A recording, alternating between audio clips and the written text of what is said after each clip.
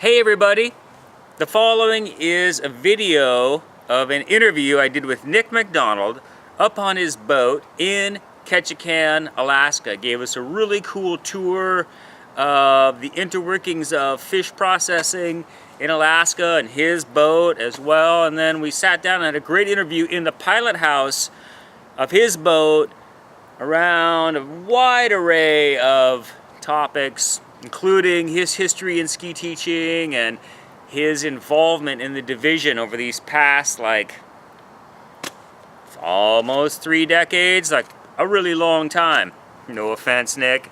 It's a long video, but super interesting. So I took the questions and time-stamped them and put all of that stuff in the comment section here below me, right around my belly.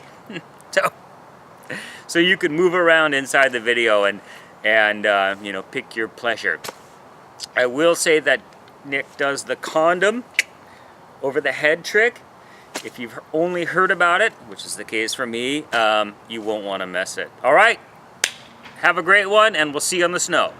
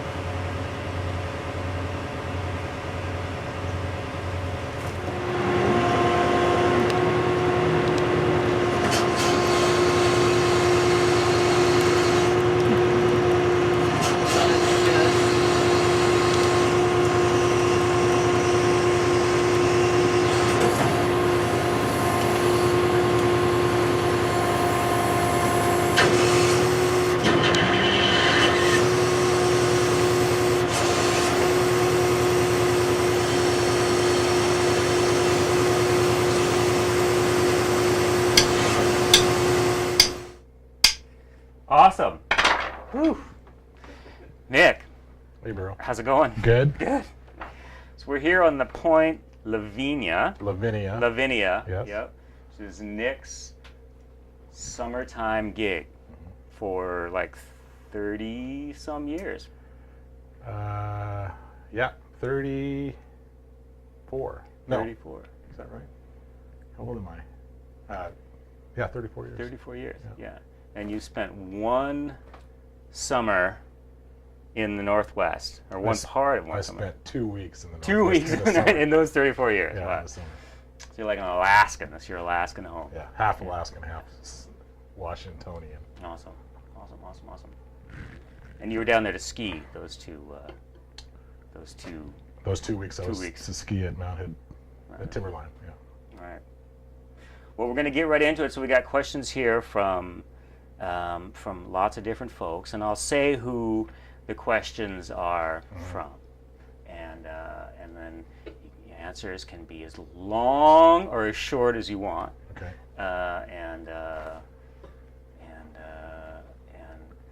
But the shorter they are, the quicker you'll be done. Okay. So, Is that a hint? no, Okay. I'm just saying, So that's how it maths out. So these are questions that we're going to ask. This is from Tyler Barnes, and these are questions that we're going to ask all the people in this video series that we're doing. And we're going to do one of these for each issue in the upcoming season, and probably seasons after that. So here's a question from Tyler. This would be for everybody that we do, but you too. How and where did you get started teaching? I got started teaching in Wenatchee at Mission Ridge when I was in junior high. Junior high? Yeah, they had a cadet program or a apprentice program there. Yeah. And a friend of mine was into skiing, and his dad was a ski instructor and also the president of PSIA. No. It was PNSIA at the time. PNSIA, Pacific Northwest Ski Instructors Association. Exactly, Yeah. which I knew nothing about, but his dad was a ski instructor, so, and he was my ride to the hill every week. Perfect. And that's Wenatchee. It's just right up the hill. It's 20 minutes away. Yeah, it's perfect. Well, 18 minutes if you got a lead foot. Right. A little faster coming down sometimes. Again, what has kept you in the industry for so long? Well, I mean, great people like you and Tyler. But no, seriously, it's a great bunch of people, and skiing is a great sport. Yeah. And I love to do it. And I think doing, skiing with other people and getting them excited about getting better and improving and that, has kind of been it. So I've met the most incredible people doing this, so it's the coolest thing. Yeah, it is. It really is. Yeah. I love it myself. So what's your most memorable experience skiing or snowboarding? I thought about that one. I don't, if I blurt one out here, it'll be, oh no, I should have said this other one, but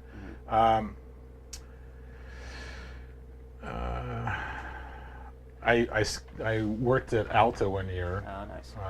And I skied with a guy, I'm failing to remember his name, but I remember that his family owned a furniture store in the Midwest, and then he was a ski instructor in the winter, and he was a great skier. And we were skiing one day off the Germania chair, which is not there anymore, but this is a real steep pitch that the pitch just kept rolling away, so you couldn't really see the bottom of it when you're standing at the top of it. And we were just talking about different ways to ski it, and I remember skiing that with him and feeling like, this is the greatest thing ever. So. And you were what age? That was 91. 91. So I would have been 26. 26, yeah. Yeah, Alta has a lot of special memories scored in skiers' hearts for sure. Absolutely. Awesome. So, again from Tyler, how you've tried out for the national? Yeah. Yeah. How many times have you tried out? 3 times. 3 times. Yeah. That's 3 times. Okay, and what was your biggest takeaway being a selector at the 2012 national team tryout? Biggest takeaway? Yeah, I wonder why he chose that date. I wonder if I'm supposed to have taken something away from that. Was he there? I think he was there. No, wait a minute. That's just the last one. Right? We were 16, and they went this year. So yeah, last time at Copper. Yeah. Okay. So I guess that was the last one I was at. Did they do every 2 years or every 4 years? Every 4. Oh, okay. Yeah. So I was at the 8 and 12. I think, I think the takeaways from both, I'm going to just put them both in a bucket here, but it's an incredibly fair assessment.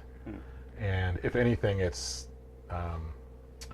they go well far and beyond to make it fair. So a lot of people might think that a certain person made it because there was a selector or series of selectors that helped them get through. But it's a long, arduous process on the candidate's part, the participant's part, And I think that's what makes it a good experience, is that you really see what their tendencies are and what their base abilities are, kind of almost their habitual Wow.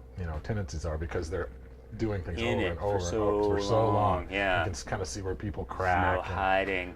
And so I think one of the things that I appreciate about it, even more than when I tried out 3 times, Tyler, is that it's very fair. Very fair. Yeah. Extremely fair. It's like 5 days.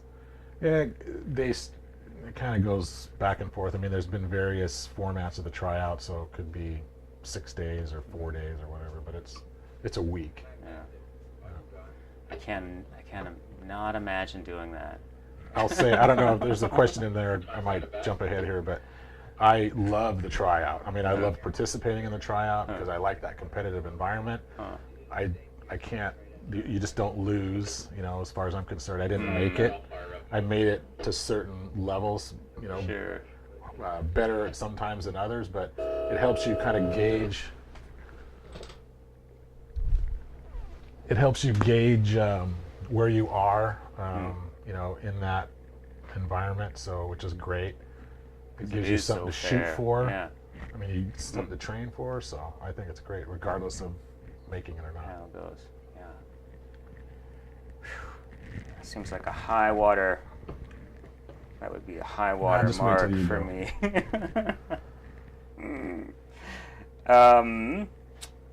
So, how long have you had a beard? Again, Tyler wants to know. I used to shave. The reason why I have a beard is because I have very coarse hair, and my skin gets really irritated. Really hard to shave. So, and when I'm in Alaska, I kind of have to look the part. Yeah. So people don't take you seriously, and they'll see you look, a little like rough. you just got out of jail. So. Yeah. But I've had a beard probably since my late 20s. Your late 20s. Yeah. All right. And you saw the photo, and I'll put the photo in the video.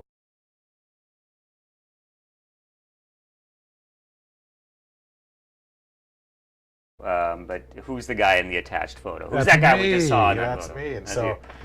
Looking good. Yeah. Yeah. I mean, that was a great day at Mount Hood Meadows. I think that's Bull 4, I think they call it, or is that right? Bull 4? Shoot. No, it's Bull 4. Yeah. 4. Yeah. Kelly Yackley, who was on the team at the time, he was from Meadows.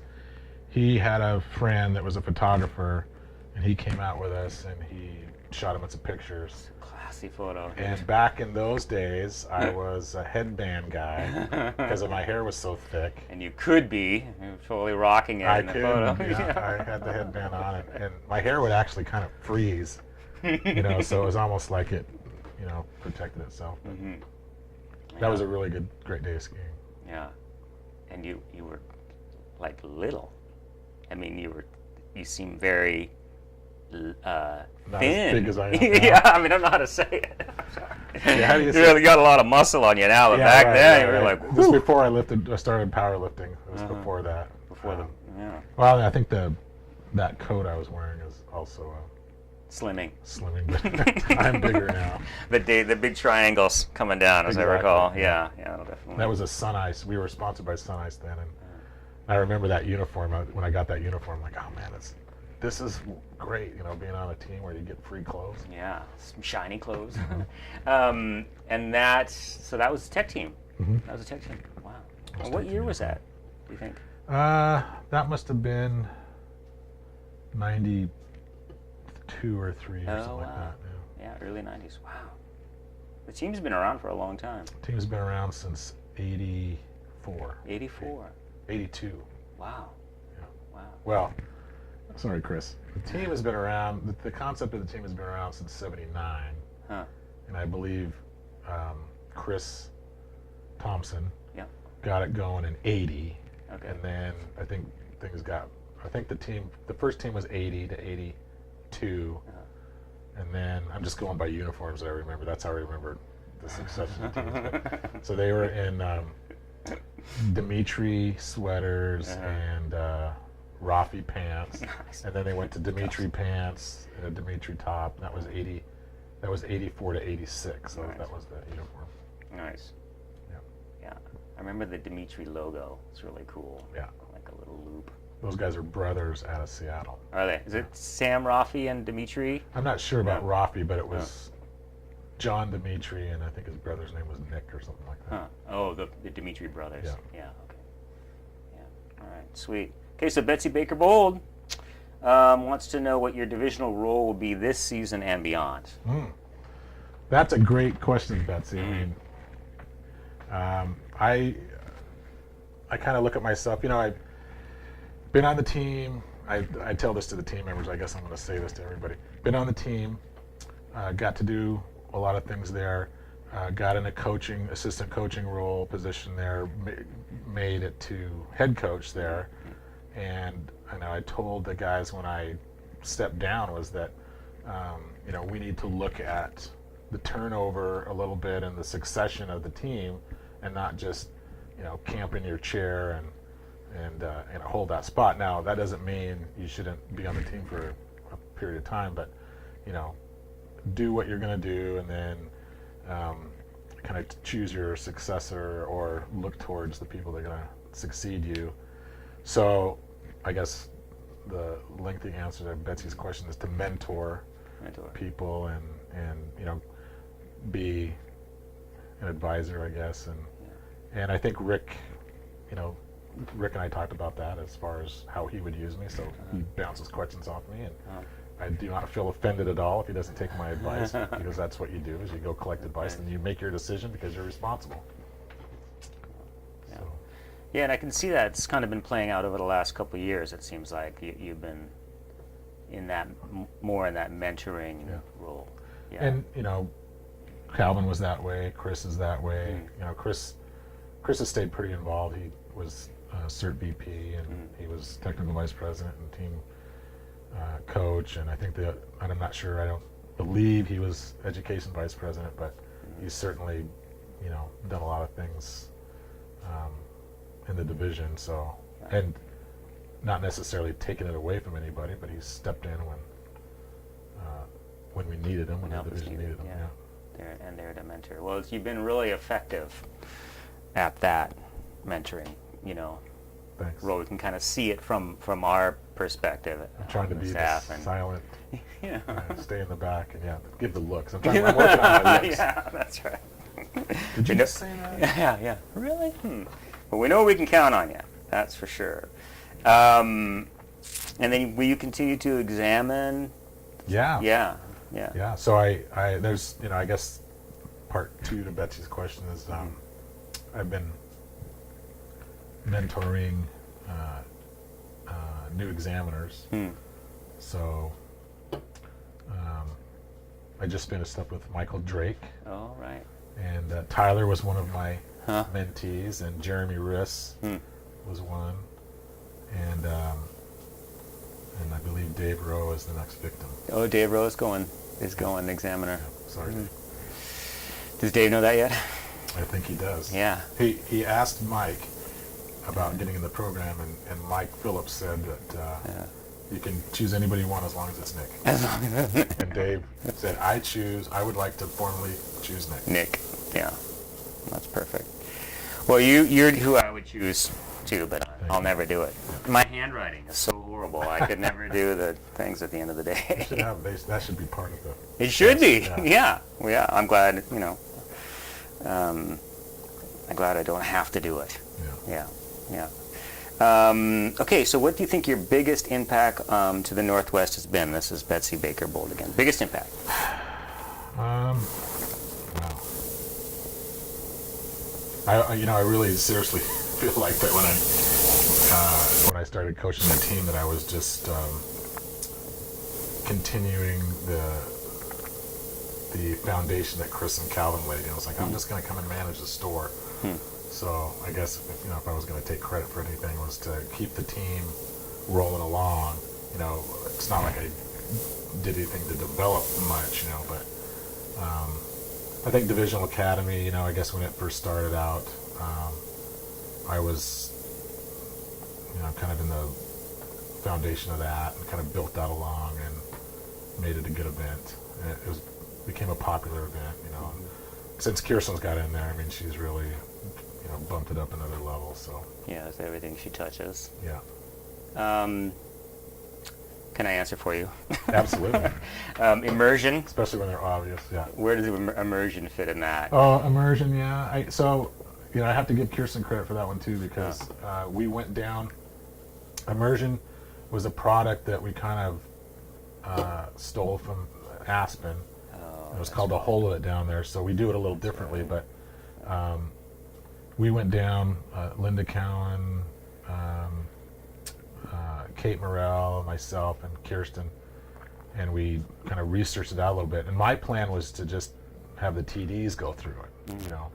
Kirsten was the one that said, no, everybody needs to be available for that, and it actually turned out to be pretty good. Now, okay, I'll take credit for being there all the time, but it's a pretty specialized program, and so I guess have kind of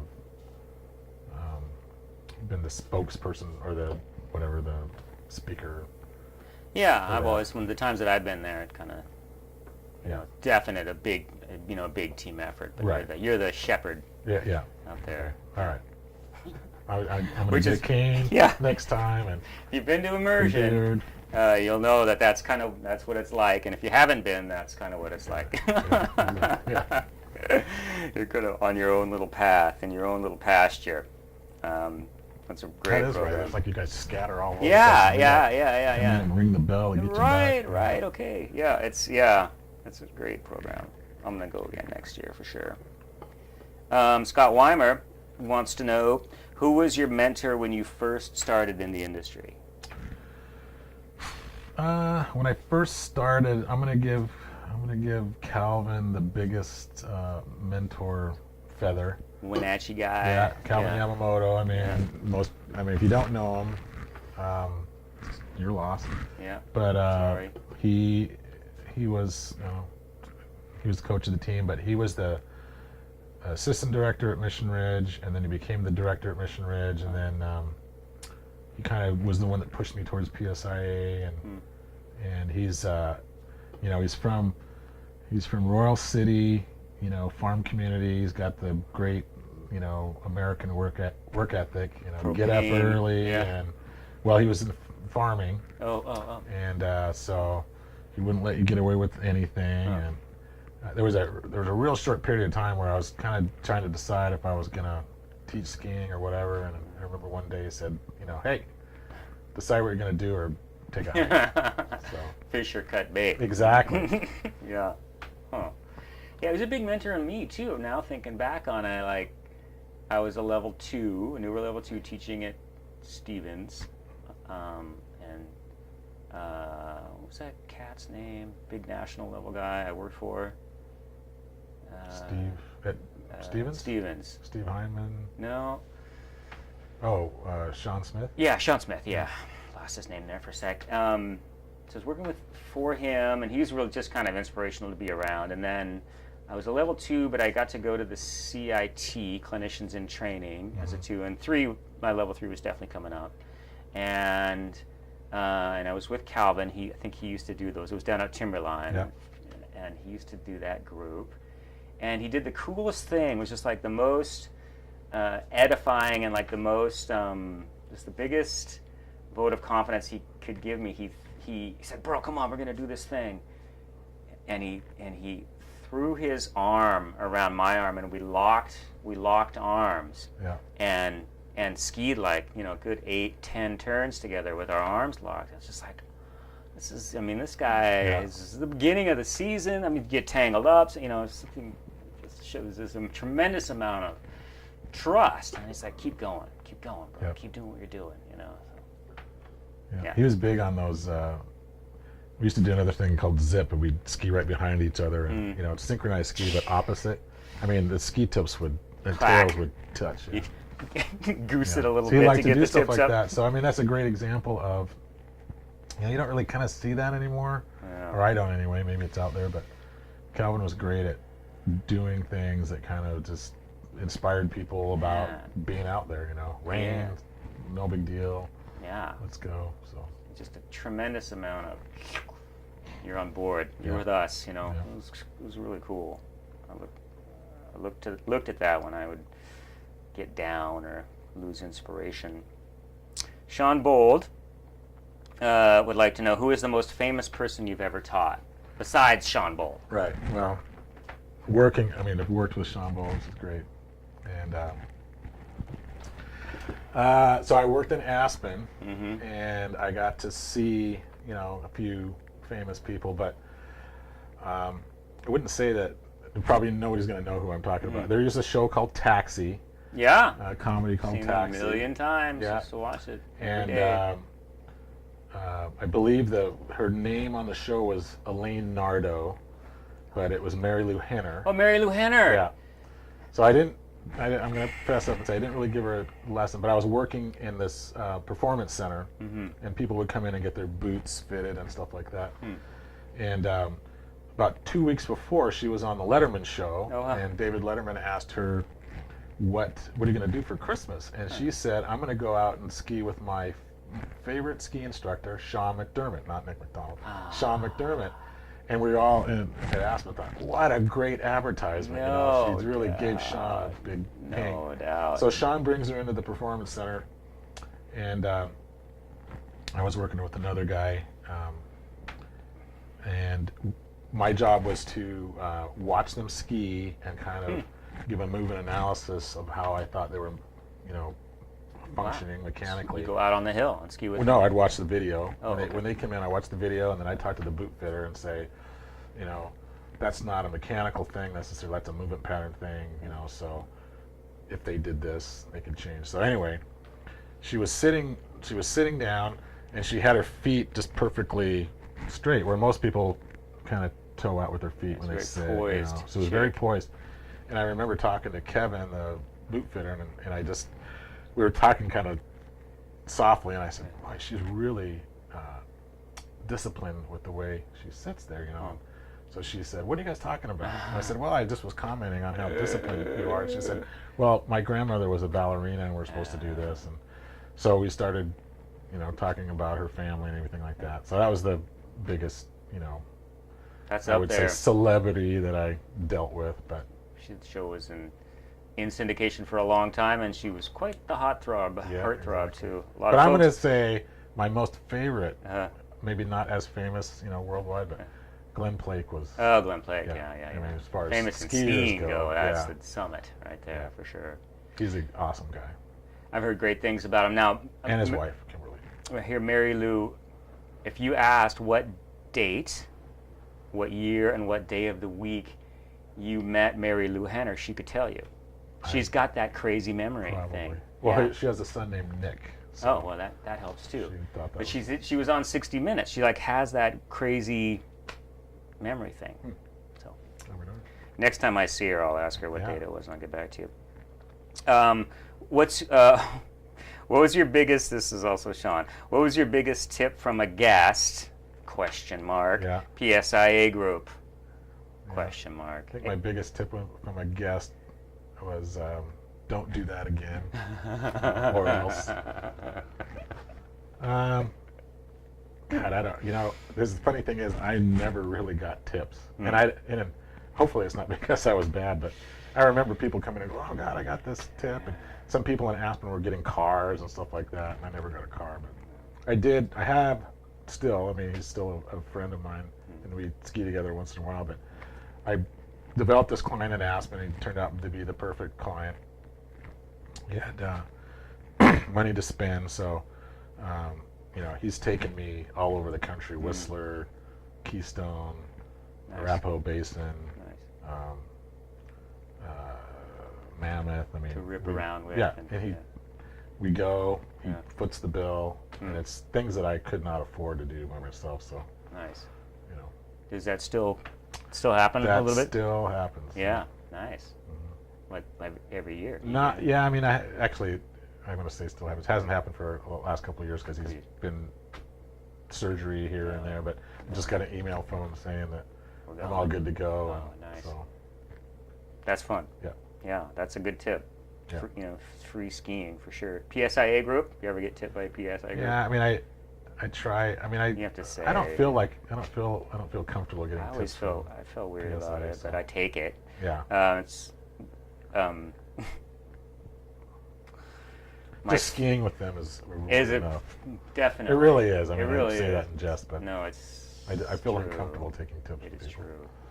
I got my career as a staff member off to a pretty bad start with I think like $160 tip or something like that. My first clinic ever. Wow. I was like, oh wow, cool. Yeah. And then that's been it. Yeah. So, Peaked. peaked early. But I drove to get out there. So I think they're having mercy on me. It was kind of nice. What was your most memorable skiing experience or teaching experience? We kind of touched on that Alta experience. Yeah. Yeah. A little bit. So we'll move on. What's your most memorable teaching experience? Teaching experience. Oh, yes, I know this one. Mm-hmm. When I was teaching at Mission Ridge, there's a 8-week program, so you get the kids from the basin, the farm areas and stuff like that. Don't remember the kids' names or anything like that, but multi-weeks, right? And I remember, I think it was, oh, sorry. 8281-02. I'm going to do that. Yeah. That's a satellite phone. This is a working boat. Yeah. People. Anyway, so we got done with the 8 weeks. The kids were probably 8, 9 years old, something like that. And we went, I started them from nothing. I mean, they never skied before. And we're skiing on any chair at Mission Ridge. And so we were getting off chair 4 and we kind of got down halfway and we're getting towards the end of the time. And I said, hey, you guys, this is our last day. And I just wanted to say how great you guys did and everything like that.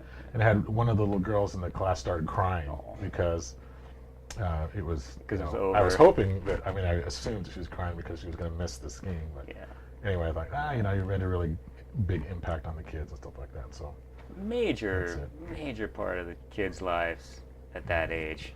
Such a treat to be able to do. I made a kid cry. So. You made a kid cry. Most memorable. Would you teach a group again? Sean wants to know. Would you teach a group of 3 to 4 year olds? I will teach anybody, Sean. I know the answer to that. Yeah. John Stephenson, do you have a favorite aha moment that you dust off regularly with a variety of student ability levels? This is a good question, John. I saw this one. I thought, now this is a question. Good question. I have a few of them. I think one of them is my aha moment is once I finally learned what the teaching cycle was. That there was a program to it, right? Yeah. And kind of stuck to the formula. That I have an introduction and a summary and some stuff in the middle.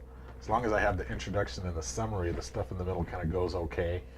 But just to put the bow on it, that's something that sounds simple, but to always come back to and remind everybody that, as long as you conclude what you're doing and show people that there is a holistic view of this, that's one of them.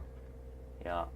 The work that we've been doing at the TD level and kind of really pushing the teaching cycles over the last few years has been super valuable for me because I do kind of get lost a little bit in my own little swirl. Yeah. So having that sort of edict to go back to is super helpful. Okay. What songs do you sing to help coach rhythm? So I don't have any songs, but I remember one time I was trying to get some guys to ski, make turns whether they wanted to or not. So we were doing a line rotation and we were all clicking our poles at the same time. And there was one guy in the group that was a music major or something like that, and he was having a time of it because we were all out of rhythm. You guys, if we're going to do this, we got to do it right. So his name is, I don't want to, maybe I shouldn't say his name, but his initials are Michael Cook. Okay. He'll never figure that out. No. Okay, so here's Dave Lucas. Would like to know where you first met Kirsten. I first met Kirsten at 49 Degrees North when Calvin was the ski school director there. But Kirsten met me for the first time the next year when I went back to 49 Degrees North, and Dave McBairn was there as the training director. So it's kind of a joke between us that I remember meeting her, but she does not remember meeting me until the following maybe year or two. Yeah. Well, maybe you were pacing yourself. You didn't want to make too strong of a first impression. And, I guess, yeah. It all worked out in the end. What was your first date? Where was your first date, Dave would like to know. Our first date. Well, she came to Seattle for, I don't remember what this ski event was, but we all kind of went out and went around town and all this kind of stuff. And she came back and stayed at the boat and stayed in a separate room. I had 3 rooms in the boat, so it was very PG or G at the time. And that was how long ago? 13 years ago. 13 years ago. You guys are the cutest couple of all time. The king and the queen, everyone calls. Yeah, right. It's true. Stan Aunan, the great Stan Aunan. How old were you when they quit carding you in bars? I don't know. I mean, It might still happen sometimes. That doesn't happen anymore. But I think I was getting carded in my 30s, not because I looked like I shouldn't be there, but it's like probably just standard deal. But yeah. When I first read that question, I misread it and I thought it said, how old were you when you started drinking in bars? So like how far below 21 were you when you were able to get in bars? That would be more of a stand question, so I'm surprised that. Yeah. I was 21. 21? I never went before I was 21. All right. Stan would like to know what a frammatizer is. It's got to be, I don't know. I mean, I know what a fram is, but I don't know what a frammatizer is. All right, well, maybe he has the answer to that. I'm sure he does. What question do you wish people would stop asking you? Yeah, that's a good question. Yeah. What are we doing? What are we doing? That's a tough one. What are we doing? Especially when you're leading a clinic. Yeah. Yeah, that's a head hanger for sure. Tell us something we don't know. Is that a Something Stan? we don't know. Well, it's still Stan, so you can interpret that how you like. So, one of the things I do at Academy is I kind of introduce the clinicians and tell a little story about them. And Stan kind of has immunity because he knows probably as much about me as I know about him. So I'm not going to tell you something you don't know about Stan, because I know it'll come back even from Europe. Right. But something you don't know.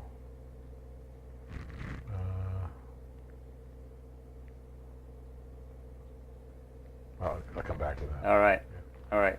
So this is from me. As an examiner on the skiing day, just out assessing the skiers, for 2 or 3, what's the first movement that you look for in a skier? Something that you build off of. I just look for that ability, to balance over the base of support, fore and aft. I look and see how well they do that in a series of turns. So yeah, you look at to me, kind of the hierarchy is that, they balance themselves from tip to tail, then they balance themselves from side to side, and so that's the first thing I do is how they flex their joints so they can stay in the middle of the ski and work the ski from the middle at an appropriate level for level 2, level 3. So if that balance isn't happening, say in a level 2, what are some of the results between the ski and the snow? Is there like a little tell that you can, be on the body and into the ski? Yeah, let's say once they get going through some of the tasks, they'll struggle with if they're not centered enough to accomplish the task at a skill level that's appropriate for level 2, you'll start to see some stemming, or you know, the ski won't pivot enough if it's that kind of a task. You know, you won't see the tip and tail move the same at the same time. You might see the, you know, the tail move out or the tip come out or something like that, depending on how they are moving over their ski, how they're standing over their ski, or oriented over their ski from tip to tail. So something funky will go down. A lot of stemming happens when they're not centered-ish. Joints locked up. Yeah. Or they start throwing things around. Gotcha. Throwing things around. Yeah, Never good in an exam. So again, this is for me, and this is kind of a sort of my weak spot as a trainer. So how do you tell somebody that they're not ready for an exam? Like, that for me is the toughest thing. Yeah. Killer. You know, it is tough because, you know, skiing is like one of the most egocentric sports, believe it or not. I mean, I've you know, had doctors and lawyers and world beaters, you know, in lessons and clinics and stuff like that, and then when you go to tell them, you know, you don't meet this standard or something like that, Maybe busting their ass. Yeah. It crushes them. So it's very important to people, but at the same time, I wouldn't say brutal honesty, but you want to be honest and, you know, put it in perspective. It's not world hunger, and that's my favorite quote from Mike Porter. It's not world hunger, but, you know, to say, you know, tell them, you know, where it is that they fall, and instead of saying you don't necessarily meet the mark, but, you know, here you are, and you're getting closer, and or this is where you fall, or this is where you measure up. You know, look how far that is.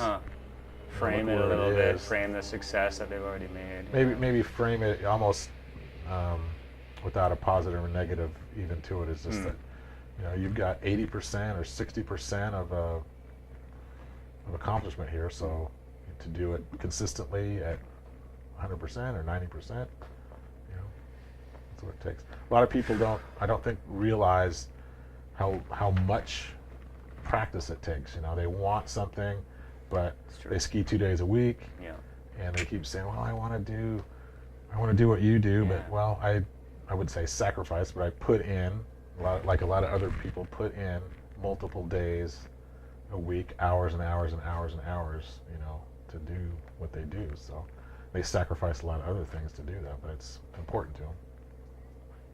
Yeah. Doesn't mean you're less of a person because you can't do something on skis. It's tough. I think that's what hangs me up, is that I see that look on their face, and it's like, you know, that it's like there's that defeat. It's tough. Yeah, it is. I mean, I think you know, compassion's huge part of it, but the more honest you are with them, and, you know, and be that person that says, this is where I honestly feel you are, and here's how you can, you know, set your course and get to where you want to be. I think that's the most appreciated, instead of you know, lying to them or shining them. Yeah, or at the same time, you know, you're never going to be a ballerina because your feet are too big. God, I've had a couple of those too. It's just like, you know, like, come on. Yeah, pick another sport. Well, just keep doing it, but let's let this one go. Yeah. Just let it go. So, well, thanks. I'm glad that we have that, and I can go back to it. One of my moments of weakness. David Lawrence, what's the biggest mistake that ultimately taught you the greatest lesson? This is a great question in a series of interesting questions. But I read David's questions. That's a good one. You know, learn from your mistakes. Absolutely. That's awesome. I'm going to go back to the teaching thing. The teaching cycle is not following the simple formula. You know, going through and not checking for understanding. You know, I've taught a few clinics where I thought they were the most awesome clinic. I mean, everything was laid out right in the right order and all this kind of stuff, and I got done thinking I nailed this. Yeah. And then when you go back and talk to the people afterwards, or you get their feedback, I was missing the connection and checking for an understanding. I said the right stuff maybe, but I didn't make sure they heard the right stuff. So and that's what I do like about the EAU, concept here, is that how important it is to make sure how the learning's going instead of the teaching. And I think I'm just going to spin on this a little bit, but as we've been working through this, it's very difficult to concentrate on what the learner is, doing versus what the teacher's doing. When we spend some time watching the video, we always want to, critique the teacher instead of pay attention to the learner. So I guess to answer that question is to pay more. My biggest mistakes have been not paying enough attention to the people that I was working with. What you're seeing out there, And I've had some kind of sloppy clinics where I did pay more attention. They turned out a lot better. Huh.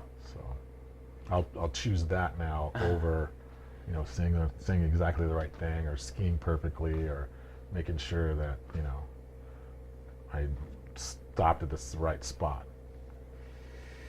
I think it's tricky too. The Linda Cowans of the world that do it all day, every day, and other school teachers in the division, they get so many reps. Just speaking from my own perspective, I don't get that many reps. So at first I got to get the content right, and then make sure that it's getting across. Absolutely. And I think that's where I get a little forgetful when it comes to checking for understanding. Yeah, and I think Rick here is going to get somewhere. He's going to get into questions about first-year instructors. Content is important. I mean, when you look at the three things that a ski instructor needs to be, is they need to be a good skier so that they can show what it is they're doing. They need to have the technical understanding so that they know what it is that they're going to ultimately teach. So then the third one's their teaching ability. But I almost look at it in that order. You want to be a proficient skier, not a great skier, but a proficient skier where the watchers of the world can see what's going on. Yeah. And then you need to know technically what it is that you're trying to convey and make sure that that's in order.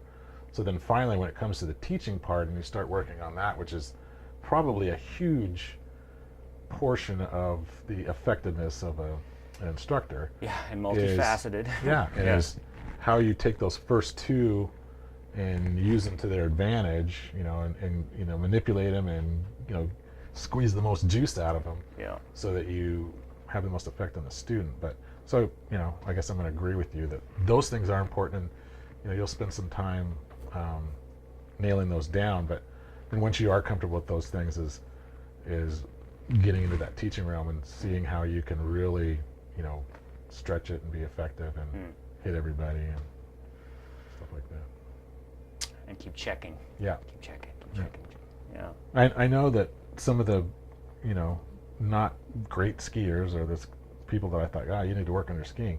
They're some of the best teachers. Amazing teachers. Yeah, because they can really get what they know out 100%. It might be half of this cup, but they get 100% out. I might know a pitcher's worth, and I can only get a fraction out. So they're winning. Yeah. And in some cases, I've seen those instructors as well. They're a little bit closer to the content too. That if they're not the greatest skier of all time, when they're teaching that content, it's sort of closer to home. Yeah. Too. There's a couple guys at Baker like that. one great thing about people that can be humble and is say, I'm going to show you something. I'm struggling with it too. Yeah. Here's where I'm at. I might be a little farther along than you, but here's some of the things I've had trouble with, and that can also be a great teaching tool. Saved my butt in clinics too. That same kind of thing. Like, let's all do this together. Right. We'll figure it out as we go. Yeah. Because ultimately, I learn more. I mean, I learn a lot by teaching clinics. I feel like I'm the one that gets the most out of it. Definitely. So. Yeah. So David also wants to know if you've ever seen a grown man naked. I have. Mm-hmm. Have you ever been? Who hasn't? Have you ever been in a Turkish prison? No, but as Pamela pointed out, you've been to jail, so You've that's been to something. jail. When did you go to jail? It was back in right after high school. That was my graduation present. One night. Yeah, it was just a night. I was a trustee. It was just kind of a.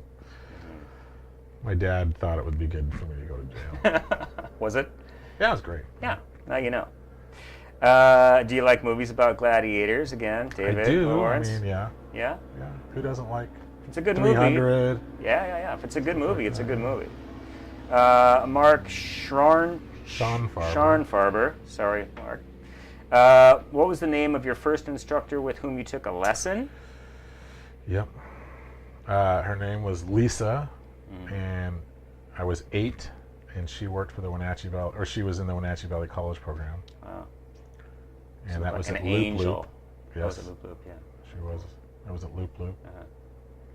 Yeah, all right. Yeah. Love Loop Loop. Still got to get over there. Actually, I would love the idea of Loop Loop. I got to go there. Check it out. How long did it take you to switch to shape skis during the mid to early 90s? You know, that's a good question. Pat Smith, who's you might know him as the Boot Smith. He's a boot fitter in the division. He's really good. I always take my boots there. I'm going to give him a plug. He was the first guy that really kind of, you know, he was skiing on those Aulans. You know, they were parabolic skis. Right. And he was saying how great they were. They were really short, and so Yeah. you know, I was obviously, some sort of leader in the ski school. So he was like, these things are great, you know. Yeah. And I thought, they're just a gimmick. You know? Yeah. But so I would say when those came out, it wasn't until K2, who I was skiing on, came out with the K2-4 that I started skiing on those, and they weren't nearly as nearly as shaped as the Aulans were, but. Yeah, So Aunan went for it. Took me a year. I mean, I don't just jump in everything, you know. Feel it out. Yeah, let's see. Let's watch somebody else crash. Yeah. Didn't Elon come out with that design like in the 50s or something, and then everyone laughed him out of the business? I used to do this. I used to do this equipment review thing, and about shape skis. I believe it was. Somehow I want to say Aunan, but I believe it was some Austrian company.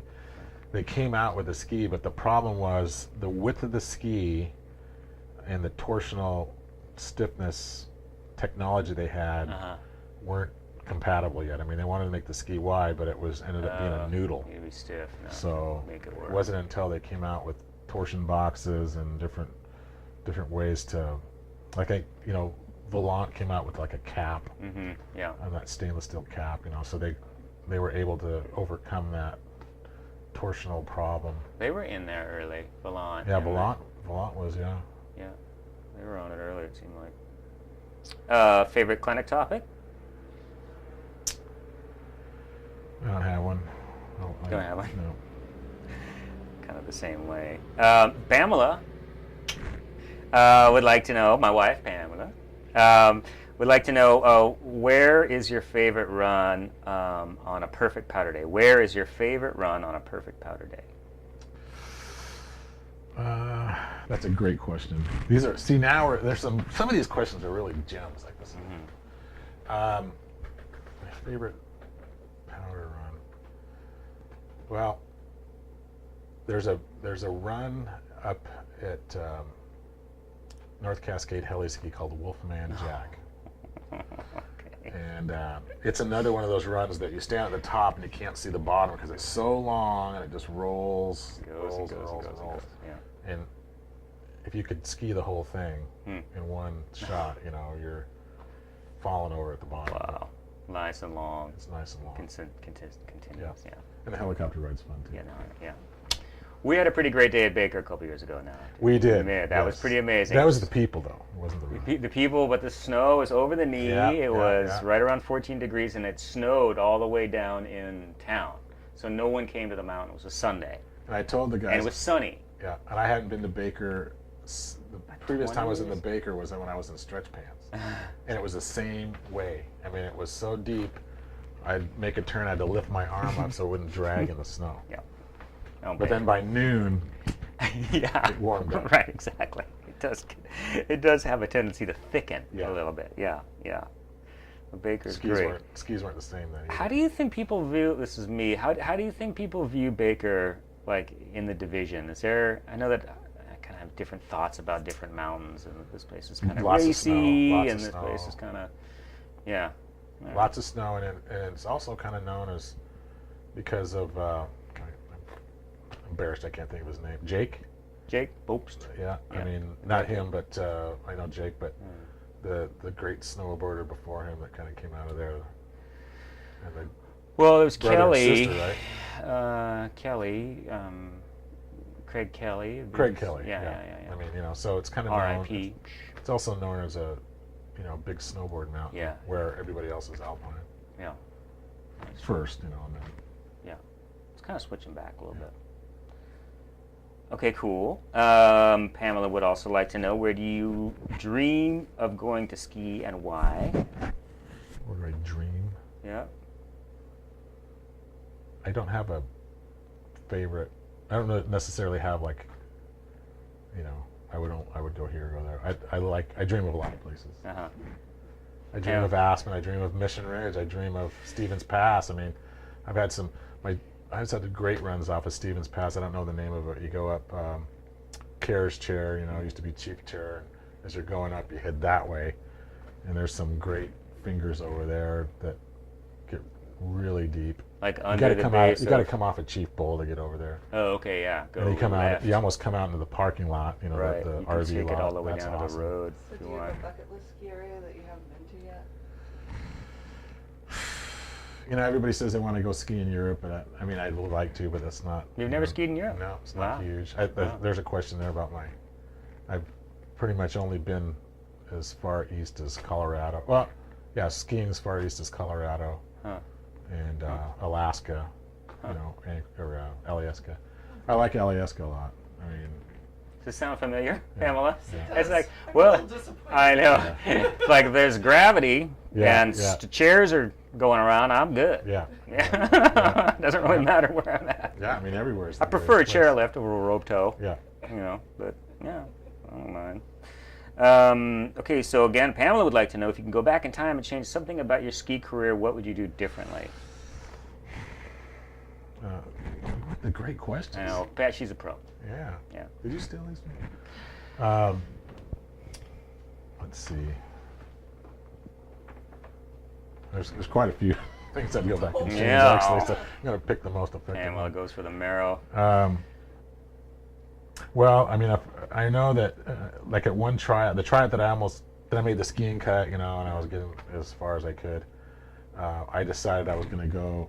There was a line that everybody was skiing, and Bob Barnes went down and he stumbled through it, and Scott Mathers went down and kind of stumbled through it, and I was stupid enough to say that I'm gonna go down and show that I can make it where others have failed, and I went down and really smashed hard. So I would go back and be smarter. Kind of tone it down a little bit. I'll take a different line. I mean, Like, it could have been, wow, look at that guy, how talented he is and made it through, but it turned out, look how stupid that guy is. Two guys went before him and showed him that it was not the way to go, and he did it anyway. So yeah. I was on the way up until Right. I changed that, and there's a lot of things I probably wouldn't say. I go back and like hold my tongue a lot. Oh, right. Moments where you could have gotten out there. Yeah, just Yeah. Those seem to pop up. Half the time it's good, where you don't say something. Yeah. The other half of the time it's like, I kind of want to get that out there. Yeah. Oops. Yeah. So last question from Rick Lyons. It's kind of a longer question. Knowing that allowing the struggle can often lead to student learning, during most any lesson or clinic, there comes a point when you need to change your tactics or approaches. What informs you to make that change? So when the struggle is apparent, what do you do when that happens? What are your tactics? That's a good question too, because that goes back to your depth of teaching knowledge or depth of experience, and people get frustrated. They start to get frustrated. Yeah. So obviously, when it becomes unsafe, before the frustration, it just becomes unsafe. I'll tone it back, but people start to get frustrated, and you just watch that level of frustration. Obviously, they're going to be frustrated because they're struggling, but it's when they get to a certain level, and I guess it's I don't really have the word for it, but I kind of see when it's like, okay, we're to the precipice here where they're going to jump over and commit suicide. Learning is going to stop. Yeah. So I'm going to, reel it back in and do something else or change it and maybe either take another tact or reel it back in where they can have some success and that. But it's great when they understand, without a lot of anxiety or stress or frustration that, oh, this is my barrier here, this is what I got to try to push beyond, instead of I can't do it and I suck and I'm just going to give them up and this is a stupid sport. Yeah. Golfing really sounds good right now. Yeah. So just kind of pull the plug, sort of punch out a little bit when you see that. Or just maybe not necessarily pull the plug, but just steer towards something, where you could say, okay, well, you're struggling at this, but if we apply that same concept to here, you're successful at it. Now, once you master it a little bit here, you are going to conquer where you were, failing or not being successful. All right, so you just got to chip away at it. Change the terrain. Yeah, change the terrain, change speed. The task. Yeah. Expectation. Yep. Yeah. So then, how can you train a first-year instructor to recognize that situation when it comes? Yeah, so that's great too, because people are gonna, what's the definition of insanity is doing the same thing over and over again. Yeah. So is kind of make them aware of the situations where people are going to kind of hit the wall, and either the back off or here's an example of somebody hitting the wall. Here's 3 things that you can do about it. You can slow down, you can go somewhere else, or you can change it altogether. Whatever the 3 things are. But be sensitive. Yeah. Be aware and sensitive, aware. Yeah. Watch for those things. Know that they're going to happen because people are going to get frustrated and I'm going to talk about another great guy, Mike Norton. He was really good at just getting people to concentrate on something else other than that struggle they were having. He would just keep them doing the same thing, but he would start taking their mind off or distracting them from the struggle they were having.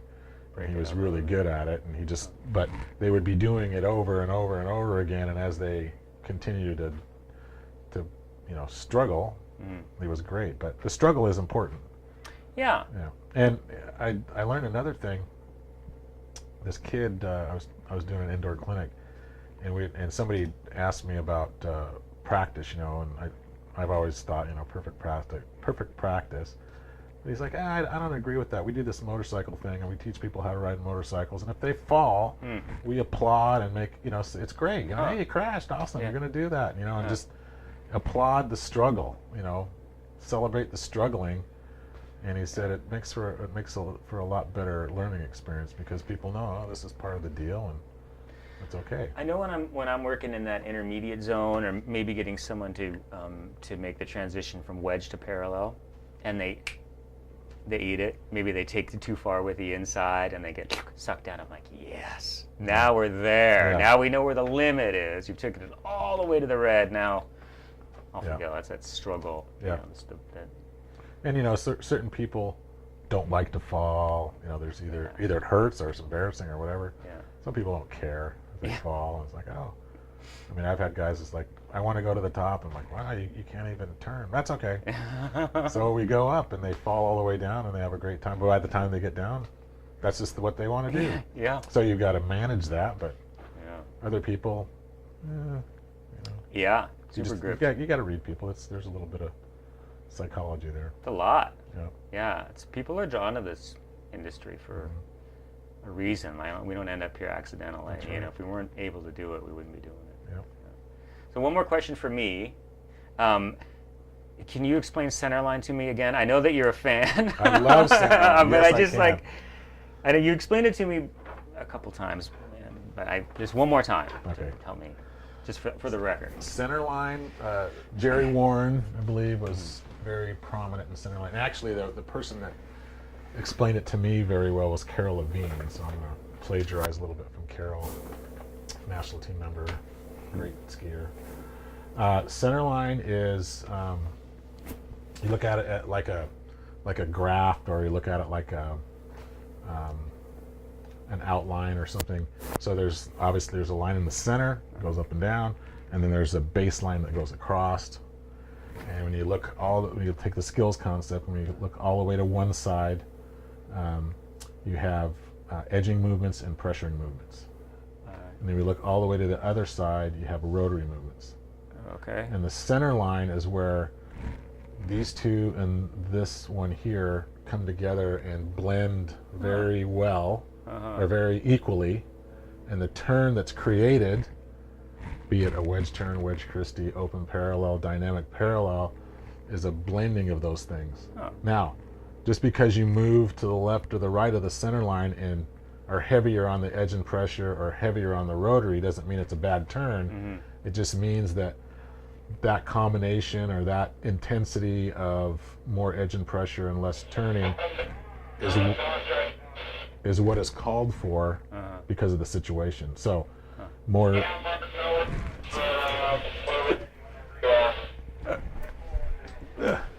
rotary movement and thicker, heavier powder kind of stuff, more edging movement, and maybe where you want to carve and it's harder snow and stuff like that, more pressuring movement, less rotary.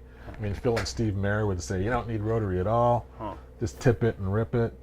But if you want to pivot your skis down a little, nice little tiny chute that's barely wider than your skis, I would say lots of rotary, little edge, or some edge at the end, but lots of rotary, lots of rotary, lots of rotary. So center line is just it's a way to describe and to graft out how somebody is applying the skills. Sort of the amounts and the efficacy of the blending. And then you just put a dot. You got the line going up. You got the line going like this, and it's just kind of a graph saying he was here, or he was here, or he was here. Could be here. Yeah. What happens if we?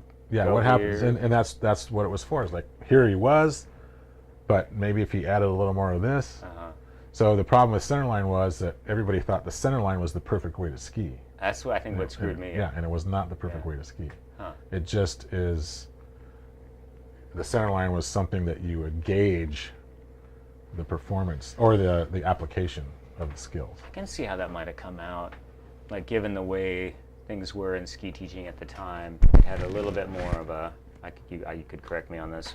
But a little bit more about this is how it's done, kind of. Well, you're right, because what happened was that exam tasks became the centerline tasks, and in order to have the centerline be, applicable, you had to have centerline snow. Right. So if you have centerline snow, then you use centerline movements. But if you're out and you don't have centerline snow, you have off the centerline snow. You should be using off the centerline movements. But people were still trying to do centerline movements when it was goopy, they're doing this, or when it was icy, they were trying to do something else. So they got lost a little bit. Yeah, but it's still a great recognition tool or diagnostic tool. Yeah. I'm going to go back and try to use it. Yeah. Yeah. So I know it had a lot of fans. Yeah, and unfortunately it just got ruined or our director, our producer saying it's time to wrap it up. Yeah, we do have another chore here. Oh. We raised enough money for the Ed Fund to get this demonstration. Let me check. Okay. Do we have time for this? Are you willing? Are you Absolutely. still willing? I got a little. I'm gonna have to listen to the spiel though. We still rolling? Yes. Okay. It might take another That's just a one. really kind of a strange thing to do. And keep those handy. Yeah. So Well, they're not lubricated. there's a thing called the Massey triad, and it's a very boring lecture this guy gives. I think it's done in the 80s. Calvin showed it to us. Guy stands in a black room with a whiteboard, and he talks about a significant emotional event. You know what that is. You know, that's something that happened that changed your perspective on life and all this kind of stuff. So so I got that in the back of my head, and one day I was watching TV, and it was a talk show, and there was a guy on there, and he was talking about safe sex, and he was talking about, you know, the conversation was that condoms aren't effective and all this kind of stuff, and he goes, that is baloney. Condoms are tough. and it's just, condoms are tough. And the reason why I know that's true is because of what he did after that. So he said, condoms are tough. I mean, you take one of these things, and they're only meant to fit over, you know, a smaller portion of your body. In some cases. Yeah, but you can take this. Sometimes it takes a couple, but you can go like this. You're not going to hurt yourself, are you? No. I mean, usually I used to do this. I've done this a few times. Jamie Clark went out and bought some of these one event just so I could do it. And you did it. And I did it, of course. So a lot of people have seen this, and I have not. You haven't? I've only been to a few symposiums, and I think that's kind of where you pull it out a lot of times. Is that right? Yeah. Well, I do it. I used to do it at Academy. Oh, Academy. Okay.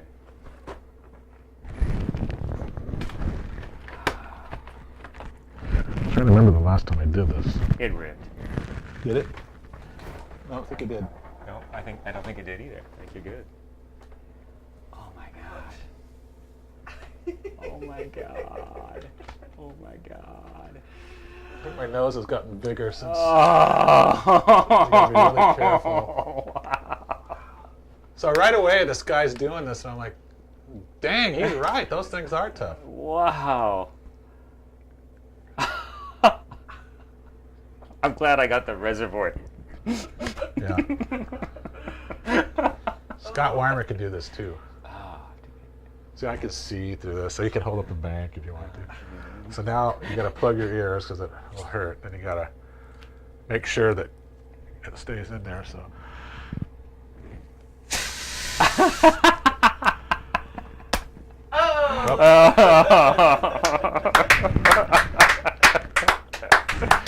I get him to go higher. It didn't touch the ceiling, but it's close. Yeah. Well, Nick, thank you so much. You're welcome. Yeah, it's really Hope fun. that was worth the. It was, whatever. absolutely. Thank you. Thank you. Thank you, Pam, for Yeah. the great questions.